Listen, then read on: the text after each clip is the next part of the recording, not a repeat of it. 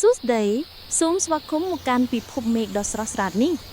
ខ្ញុំជាអាកាសតើអ្នកចង់ធ្វើដំណើរទៅកាន់ទីកន្លែងថ្មីទេខ្ញុំជារបាំងខ្ញុំចង់ចូលរួមក្នុងការផ្សងព្រេងនេះយើងចាប់ផ្ដើមដំណើរទៅរកការផ្សងព្រេងថ្មីមើលទៅមានក្រឡាចក្រវត្តិមេឃមួយនៅទីនោះវាអស្ចារ្យណាស់យើងត្រូវតែស្វែងរកអ្វីដែលមាននៅក្នុងនេះ